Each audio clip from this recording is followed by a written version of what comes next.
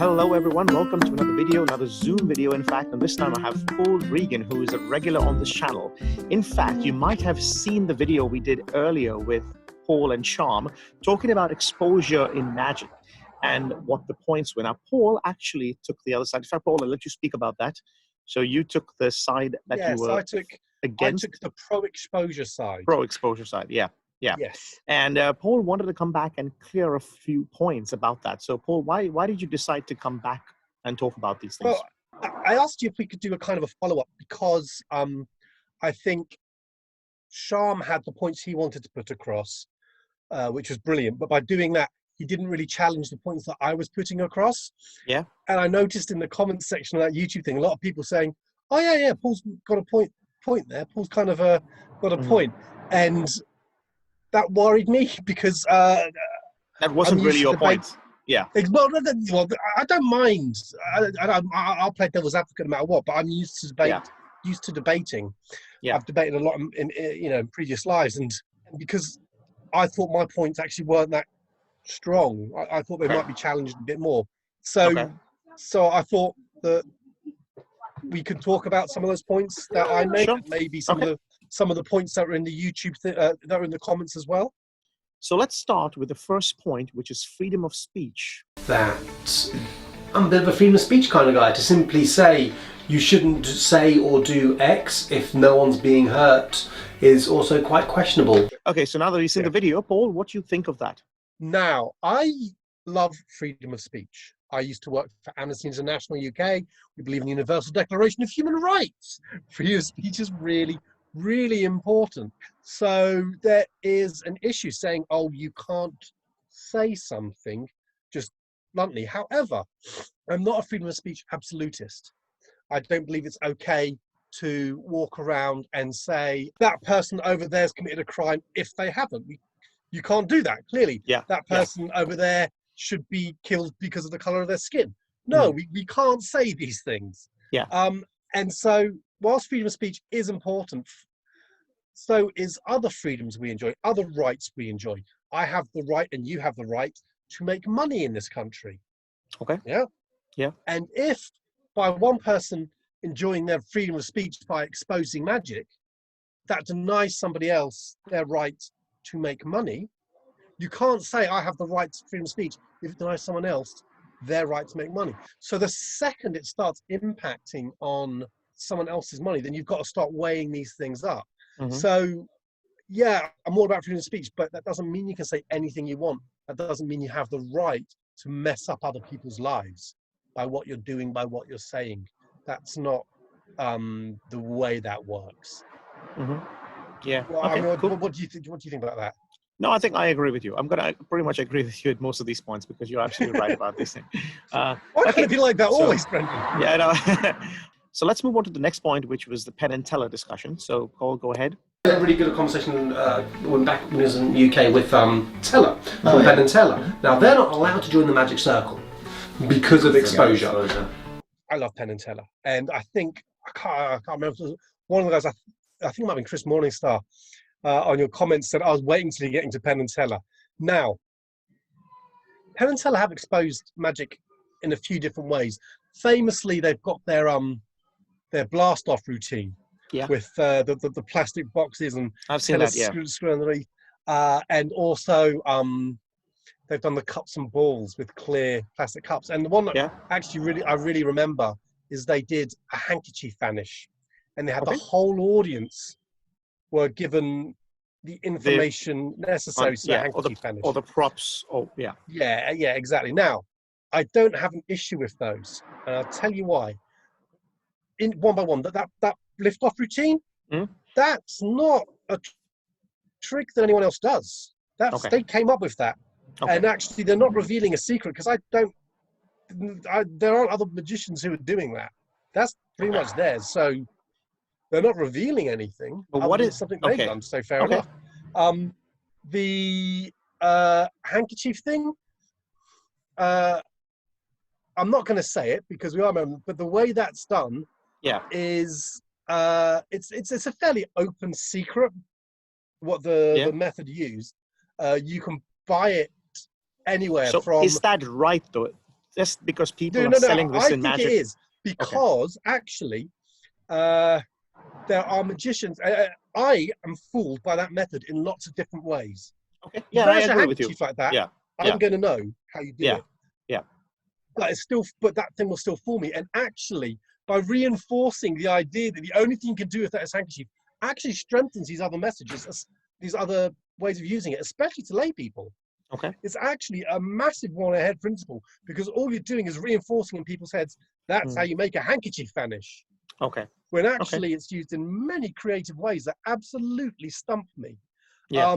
But also there has to be a point where we accept that certain tricks, when you've got people selling them in, your mate in Covent Garden, not Yeah. Covent Garden, Camden Town, Michael. Michael. I mean, he's So are selling, you and saying that anything that is public domain, anything that these people on the streets of Camden Town or Covent Garden, for that fact, sell, is that are you able to? So that means Svengali cards and things like that. I'm sure people. Not there is an issue, but I think that one is so known. Okay. That actually, and the way they did it also, that is a challenge, because The TV cameras did show people that specific trick. The gimmicks. What that does, it does force magicians to think intelligently about magic. Okay. By doing that, they're doing what the master illusionist supposedly was doing, pushing magicians to come up with better routines. Yeah.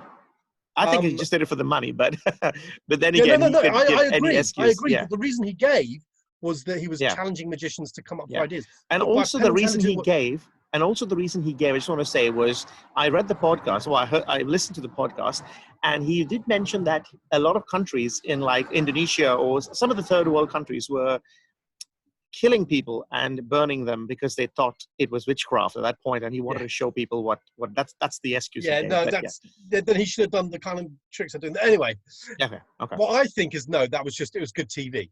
Yeah. But by Penn and Teller doing that, it's like when Harry Enfield did that Smashy and Nicey thing, and it made Radio 1 pretty much get rid of all of their DJs because it showed how bad it was. But everything they did there was taking the piss out of lazy magicians. Okay. They even had whiffle dust coming out at one point. Okay. And I've already spoken to you about how much I hate the whiffle dust. By doing that, they were turning a spotlight on magicians and saying, look, don't be lazy. And I actually think that was great. That's what I'm talking about when we talk about art, about magic being an art form and about being intelligent. That's the perfect example. That is the perfect example. They are intelligently using a reveal. In fact, they're not even revealing it to the wider audience. That was made for TV. In essence, what they had was a lot of stooges to create an illusion for everybody. Yeah. So I think that was absolutely fine. And then the third one that I talked about, the cups and balls. You know how much I love the cups and balls, Brendan. You know I adore it. And if you watch their routine, you've got as much chance of learning the cups and balls when they're using clear cups as when they're not. You've got as much chance of learning the cups and balls watching them over and over than you have watching anybody do the cups and balls. It made no difference to it. Okay. So it felt like exposure wasn't. However, having said all of that, Penn and Teller have done other forms of exposure that I don't agree with. As much as I love them, as great as I think they are, in Fool Us, for example, there's been plenty of times when they spoke about the method. No, they haven't given away methods, but they've said certain things like, "Oh, you haven't done," and then they, in essence, say a method. Okay. And that I don't agree with. Okay. Oh, there's no slit here in this, or there's no. Hang on a sec. Or even to prove their own tricks. I think I've seen them do that as well. Okay. And at that point, no, because now you're talking to a small number of people who might have thought that way, but the larger audience now go, oh, that's the way you can do it. Okay, and you put that in the head. So that I don't agree with, because I don't see any, I don't see that adding any value. I see that as as cheapening magic, not enhancing it. And that's going to be controversial. I get that. It's controversial because I myself do something similar to that, where I don't want to go into too much details, but I do an effect where I try and tell them all the possible ways that it could work.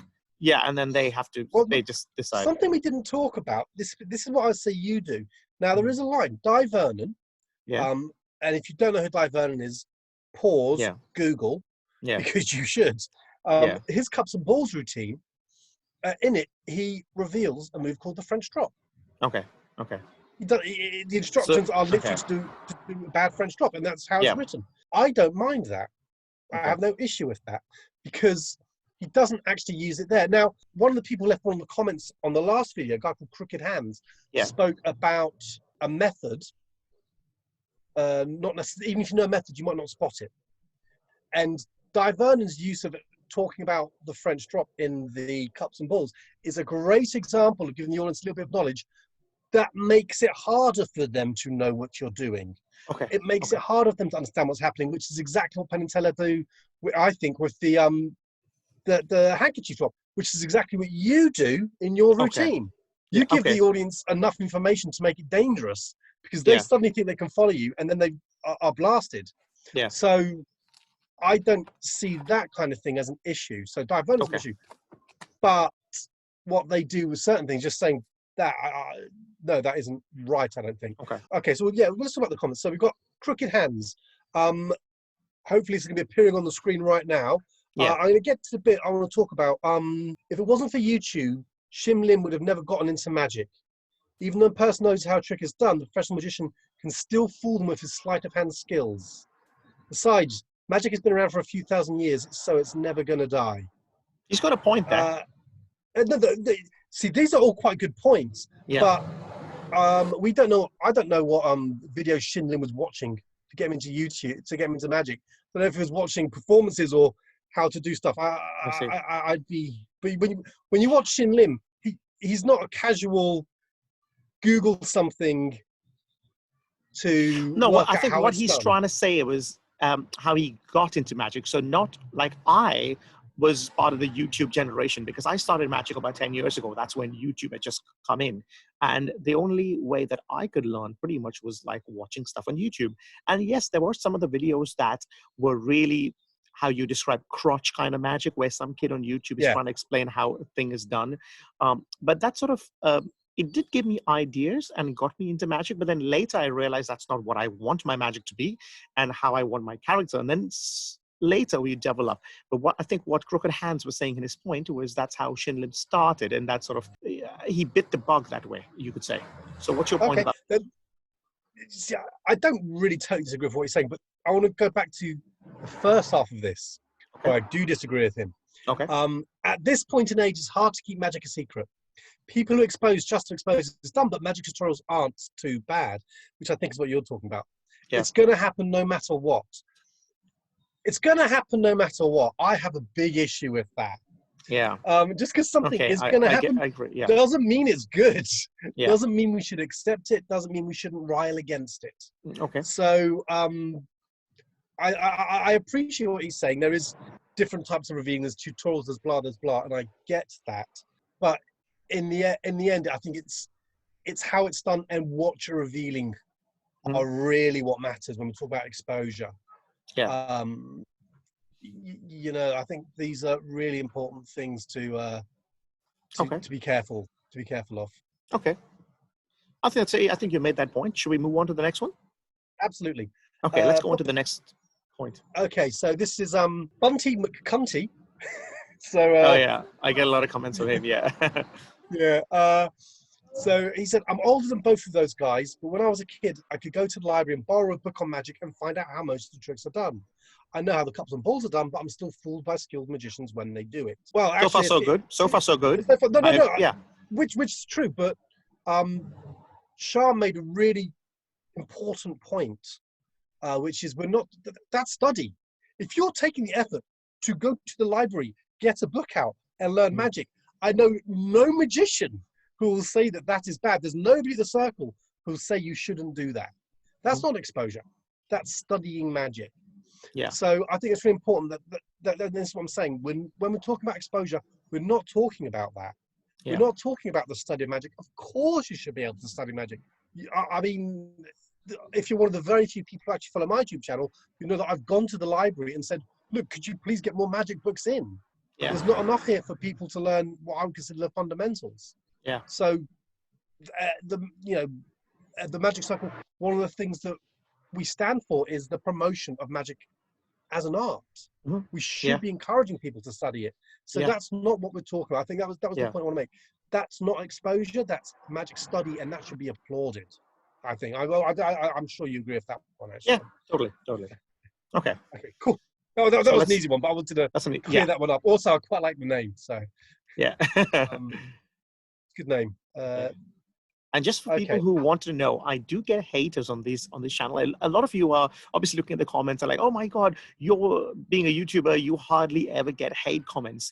If you look carefully, it's not a lot. I get 1 or 2 a month maybe, but I've had comments where people talk about my teeth, and I've had people talk about, I don't really want to give them any spotlight. That's why I don't want to feature their comments, because I don't really care. Personally, I do not care with whatever haters say. I just reply because I reply to every comment on this channel, and I don't want to encourage them to do that to other people who it might hurt. I just want to mention that Is that point. what I don't know. So I want to talk. No, on this video, I don't have any haters, but sometimes on any random video that goes up, there are a few hate comments that come in, and I just wanted to address that point. That's all. I don't know if people are going to watch this video or not, but I just wanted to say that. Well, Okay. having met you, I'm surprised you don't have more hate. So, yeah. And those are not from Paul, by the way. The hate comments you can see from Paul is not really hate. Yeah, no, that's not hate. That's our relationship. It's an abusive relationship that we have. Yeah, exactly. Okay, the next two I think kind of answer themselves. So I thought this is quite nice, because I understand but disagree with the first comment. I think the second comment explains why. So I'm going to read them both. So the first one's from Colin Foley. Okay. I respect the trick more when I know how it's done. That was the comment. Okay. There's nothing inherently wrong with that, I should say. But the answer, I think, came from Godzilla42. I'm going to skip to the third paragraph on his reply. But when it comes to revealing tricks that current creators just made or are still selling, it's a different story. First, they probably are not approving that. And beyond anything else, it's just disrespectful. Just as an example, I've seen recently a trick from Chris Ramsey being revealed on YouTube. This trick is still on sale, and for the enormous amount of $10. Come on, that is complete disrespect doing that. I don't know what he's talking about. Do you know what trick it is? I mean, I don't know what trick it is, okay. but he's absolute. But I get the broad point, and that's right. So great. If you respect the trick more, if you like the trick more, you know it's done. That's fantastic. You go and buy that trick. You go and pay the creator the money. I always say support the creators. So yeah, exactly. You don't go onto YouTube. Sorry, 1 second, Paul. I've got a parcel. Yeah. Your name is? Brendan. Oh, Barista, yeah? Yeah, he's my neighbor. I just need to leave my cell phone, don't take a picture, yeah? Yeah, No more that's fine. I can pictures. give it to him. I can give it to him if you want to. No, because where is signature, yeah? Yeah. You want his signature? No, because no more signature. So for us to deliver, Okay. we type in name Brendan, yeah? Oh, okay. I see.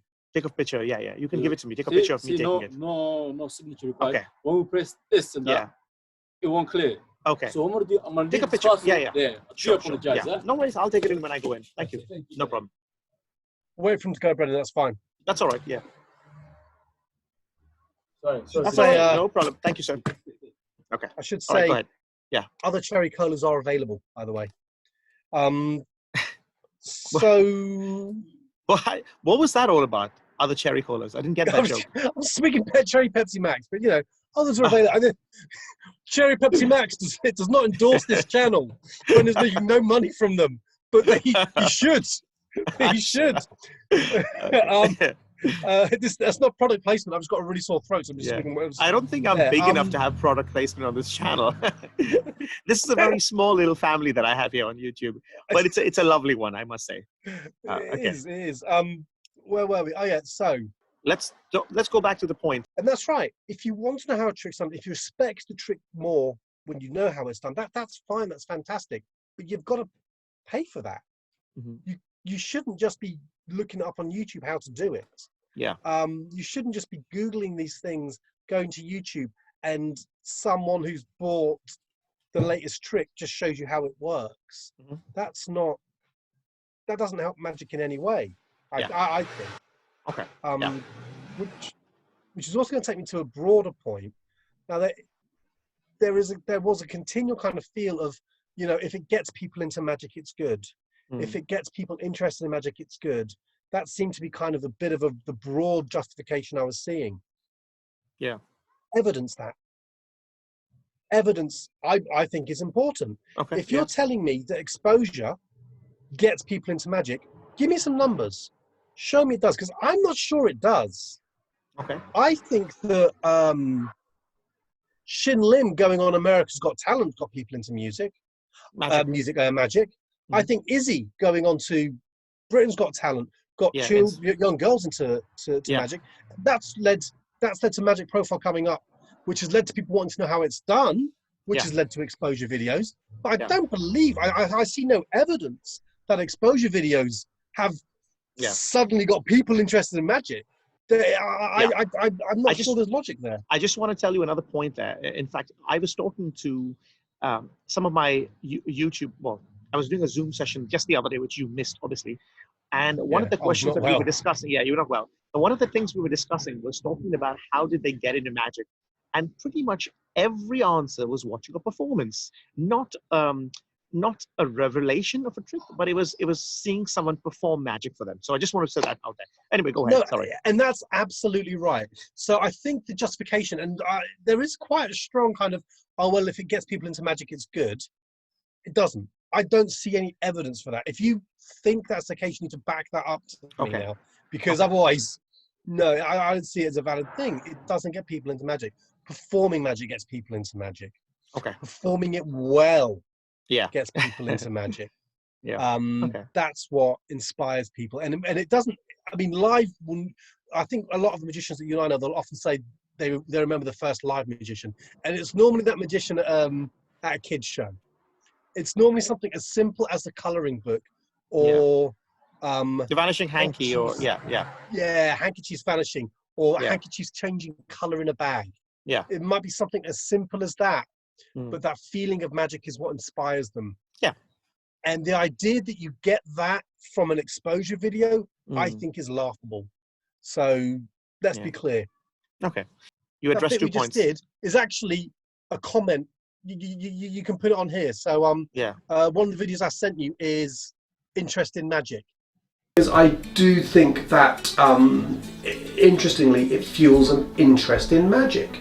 It does. People that's what I'm saying. There's no evidence for it. So okay. So the clip we're going to look now, I'm going to show you the clip where I say it's okay to expose because we're paying for old magic. All right. Well, actually, why on earth should I pay £50 a ticket for a trick that's been around for 100 years? All you've done is buy that trick. Okay, now that you've seen the clip. That's rubbish, isn't it? Of course you should still have to pay.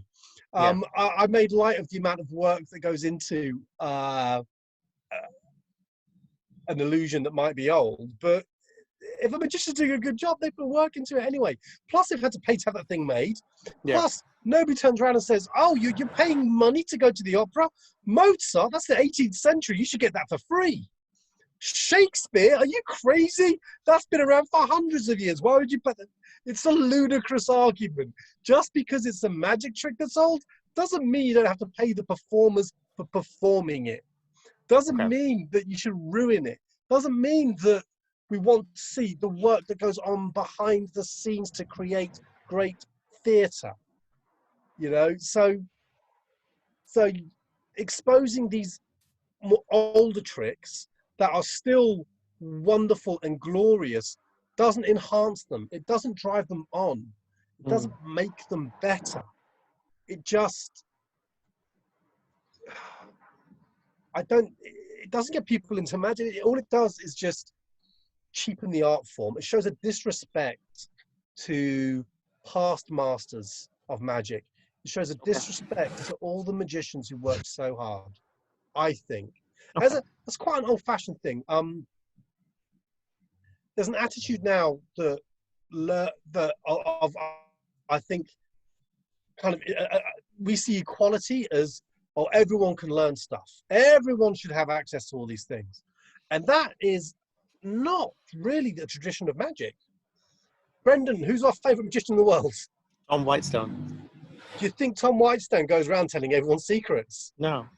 No, trying to learn something from Tom Whitestone is like, it just doesn't happen. And that's because he comes from Yeah. that tradition, that old school tradition of Yeah. just almost going. You will go to the grave with stuff that you've created. Yeah. And I'm not saying whether or not that's right. I'm not saying if that's correct or not, but Yeah. to just reveal stuff for people who worked their lives to create tricks and would never have exposed them in the way they're doing now. You wouldn't go and write on somebody's memorial. You wouldn't disrespect them in those ways. And I think it's just disrespectful to not honor somebody's wishes like that. And that's quite a personal thing. I get that. It's probably an old-fashioned thing as well. Why would you go against somebody's wishes like that? Why? Just to sell a TV show. Okay, so let's address the point where you talk about not being a great magician because your video is on YouTube. Or let's play the video. Okay. Yeah. And also, if you're a magician and all your tricks are on YouTube, you're not a great magician. Okay, now that you've seen that video, Paul, what are your comments on that? I don't really disagree with this in many ways, but the issue that is true. Bluntly, if your whole act can be Googled, you really should be thinking more about your act. Okay, but maybe you're just not creative, and I don't think that you need to be creative to be a good magician. That's just one aspect on it. What if you just have everything on YouTube, but you do it well? What about that? No, absolutely. That's what I was about. I do. There is an issue where stuff, and this comes back around to the idea of just taking somebody's trick and it's not fair because they want to make money from it. So it's not just the creators, it's the fact that this is also other magicians' livelihoods as well. Yeah. So you might be robbing people of their livelihood. So that is a problem. And I do feel bad. There are certain tricks that I've spoken about quite a few times that I do a lot less because they're so ubiquitous. And it's not just the magicians doing them, they've been revealed. There's one trick, I'm not going to say the name, but it was done on Britain's Got Talent. The next day, the Sun told people how it's done. Now, this is a trick that a lot of magicians do in their day jobs. And it's in the Sun the next day. I mean, suddenly you can't do these things. You can't do these tricks because it's been revealed. Now, yes, that does make a magician have to think more, but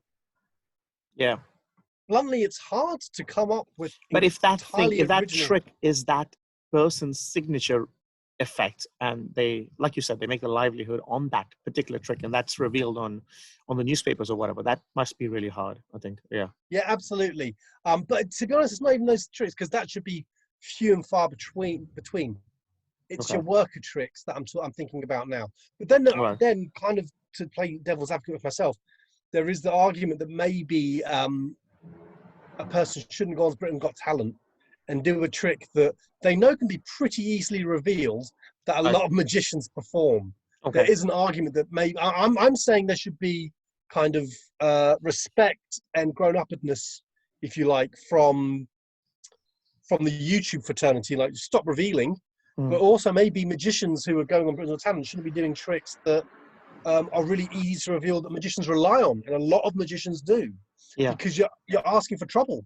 If you bring those out to like the national audience like that, then you're literally asking for it to be revealed and to screw up a lot of magicians. So maybe performers need to also be thinking quite strongly about what they're doing and the chance of it leading to. This is quite a unique situation. It's not like everyone's going to be going on Britain's Got Talent, and even when they do, like, they're doing a trick that is. But I think you know what I'm talking about there. And I think, without saying, I think a lot of your channel will know what I'm talking about on that one. Okay, let's move on to the next one, because I don't know if we have a lot of time. Plus, I don't think. Okay, and so we finished it. Okay, there we go. Can I do one more? Yeah, sure. One more.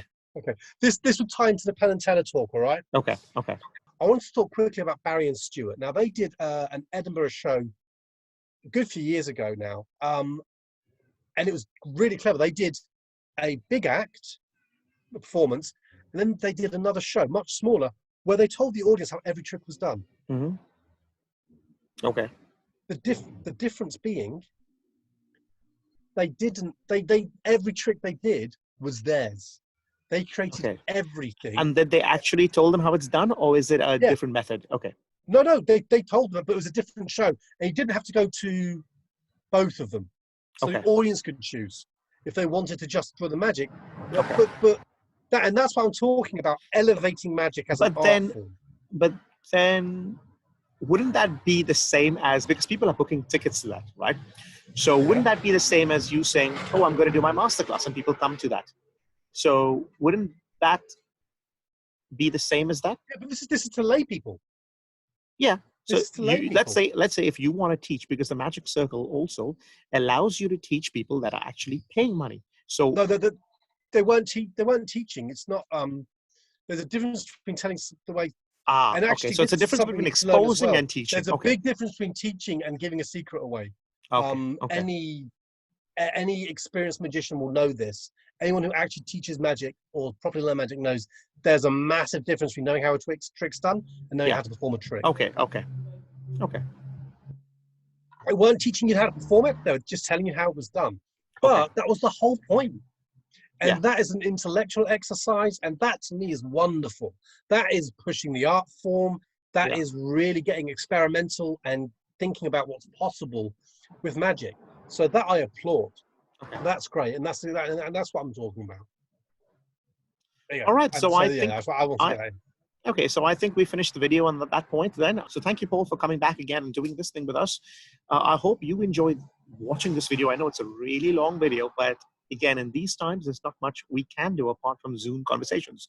So on my YouTube channel, you're going to see a lot more videos like this of me chatting with people on To Zoom. be perfectly honest, Brendan, it's not like you haven't got time to edit this down. I know. It's a lot of editing. Yeah. Let's see how that works. I might put some bloopers at the end, or maybe I'm just thinking of leaving a lot of stuff in the video, all the outtakes, just because it's more natural that way. I don't know. Let me know in the comments. Don't touch my face, people. I'm going to wash my hands in a minute. I've got a really itchy nose.